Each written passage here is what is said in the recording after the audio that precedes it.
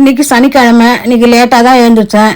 எழுந்து பல் தேய்ச்சிட்டு குளிச்சுட்டு சாப்பிட்டு போஸ்ட் ஆஃபீஸுக்கு போகிற வேலை இருந்தது. போஸ்ட் ஆஃபீஸ் பக்கத்துலேயே இருந்ததுனால நானும் என் பொண்ணு நடந்தே தான் போனோம்.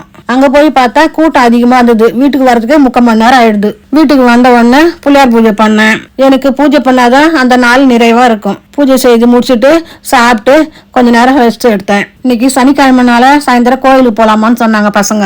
எப்போதும் போல என் பைக்குட்டியும் கோயிலுக்கு கூட்டி போகிறதுக்கு கிளம்பிட்டாரு. என் பக்கத்துலேயே வந்து உட்காந்து எங்கே விட்டு போயிட்டு போறோம்னு நேராக பஜாருக்கு போயிட்டு வெத்தலை வாங்கினேன். அனுமனுக்கு வெத்தலை மாலை போறதுக்காக நேராக கோயிலுக்கு போயிட்டு வெத்தலை அழைச்சி மாலை கட்டினேன். என் பொண்ணுங்க மாலை கட்டும் போது நான் பைக்குட்டி நான் பார்த்துக்கினேன். தேய்பிற அஷ்டமின்றதுனால கால பைரவருக்கு விளக்கு போட்டேன் 8 தீபம். அப்படியே அனுமனுக்கும் வெத்தலை மாலை சாத்திட்டு அவருக்கும் விளக்கு போட்டேன். எல்லா சாமி கும்பிட்டு கோயிலை சுத்தி வந்துட்டு பசங்களை போய் அனுப்பிச்சேன். நான் பைரவை பார்த்துக்கினேன். வீட்டுக்கு வந்து எதுவுமே சமைக்காத போயிட்டோம்.